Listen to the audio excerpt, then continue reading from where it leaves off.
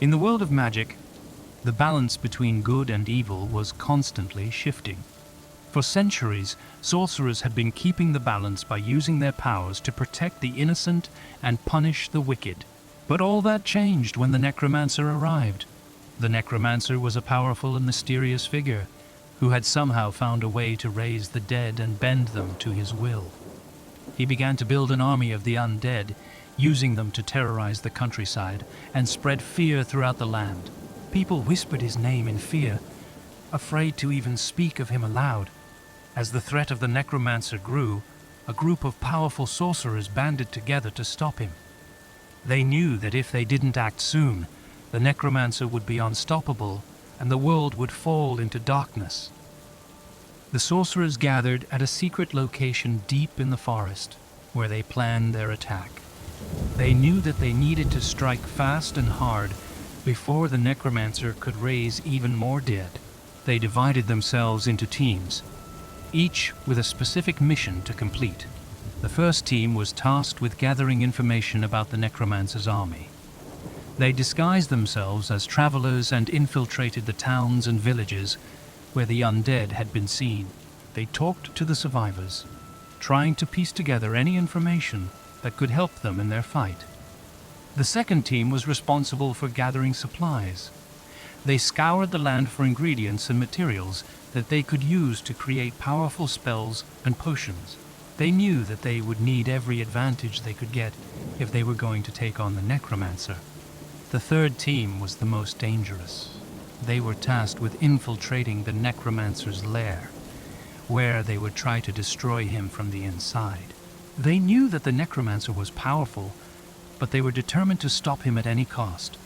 As the teams went about their missions, they encountered many dangers. The undead were relentless, and the sorcerers had to use all of their skills to evade them. The necromancer himself was a shadowy figure, rarely seen but always felt, like a dark cloud hanging over the land. Finally, after weeks of preparation, the sorcerers were ready to strike. They converged on the necromancer's lair, their spells at the ready.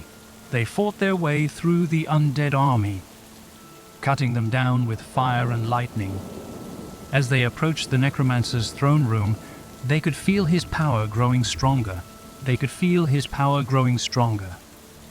They knew that they were walking into a trap, but they had no choice but to continue. The fate of the world depended on them. When they entered the throne room, they found the necromancer waiting for them.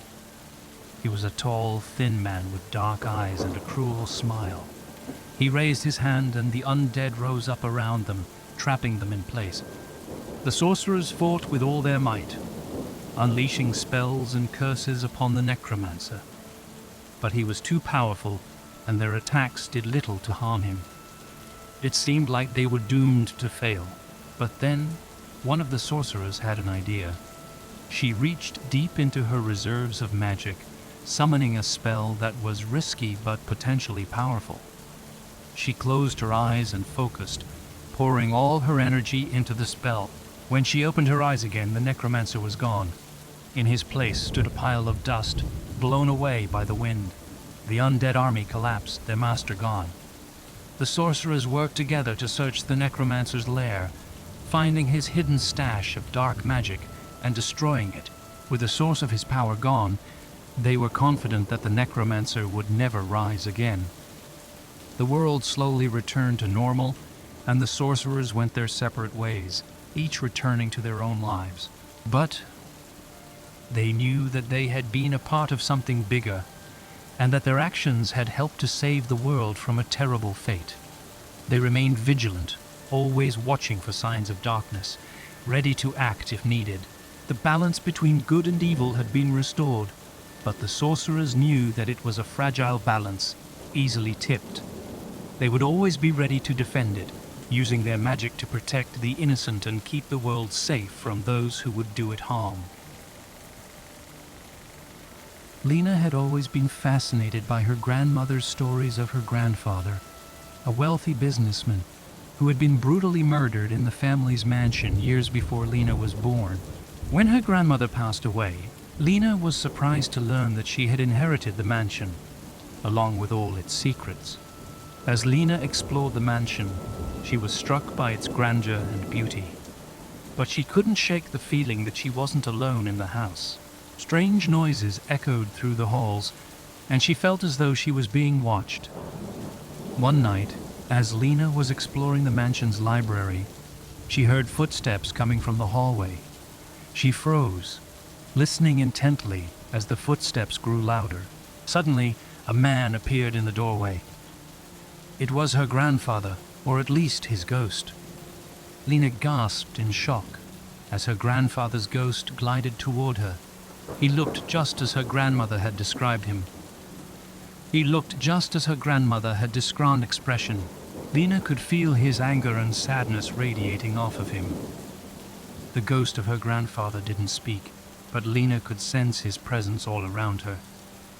She knew that he was trying to tell her something, to warn her about something.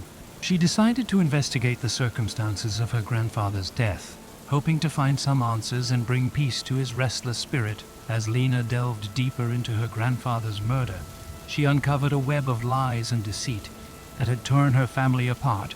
She discovered that her grandfather had been involved in shady business dealings with some of the most powerful people in the city, and that he had been murdered to keep his secrets from coming to light. As Lena dug deeper, she began to realize that her own life was in danger. Someone was trying to stop her from uncovering the truth about her grandfather's death. The strange occurrences in the mansion became more frequent and more violent, and Lena knew that she had to act fast if she was going to stay alive. She enlisted the help of a local historian who was an expert in the history of the mansion and the family. Together, they uncovered a hidden room in the mansion that contained evidence of her grandfather's dealings and the identity of his murderer. But, as they were leaving the room, Lena and the historian were attacked by someone who didn't want the truth to come out. In the chaos, the historian was killed, leaving Lena alone to face her attacker. It was a showdown between Lena and the killer, with the ghost of her grandfather watching from the sidelines. But Lena had learned a lot from her investigations, and she was able to defend herself and defeat the killer. As the killer lay dying, Lena felt a sense of peace wash over her. She knew that her grandfather's spirit had finally been laid to rest, and that she had helped to bring justice to his memory. In the end, Lena decided to keep the mansion, but she knew that it would always be haunted by the memory of her grandfather's murder. She vowed to use her wealth and resources to help those in need, to honor her grandfather's legacy and make the world a better place. In a post-apocalyptic world, the undead walk the earth. The cities and towns are desolate, and the few survivors who remain must fight for their lives against the hordes of zombies that relentlessly pursue them. The streets are littered with the remnants of humanity, and the only sound that can be heard is the moaning of the walking dead. Among the survivors is a small group of people who have banded together for survival. They've learned to work together, to watch each other's backs, and to fight as a team against the zombies. Their leader is a man named Jack, who has made it his mission to keep his people alive and find a way to rebuild society. One day, while scavenging for supplies, Jack and his group stumble upon an abandoned military base. It's heavily fortified and seems to be in good condition, so they decide to investigate. As they explore the base, they discover that it's still functioning, and there are still soldiers stationed there who have been fighting off the zombies for years. The soldiers welcome Jack and his group, and they quickly form an alliance. Together they devise a plan to take out the zombies and secure the base as a safe haven for survivors. With the soldiers' weapons and expertise and Jack's leadership, they begin their assault on the undead. The battle is intense and grueling, but Jack and his group prove their worth as skilled fighters. They manage to push back the zombie horde and secure the base.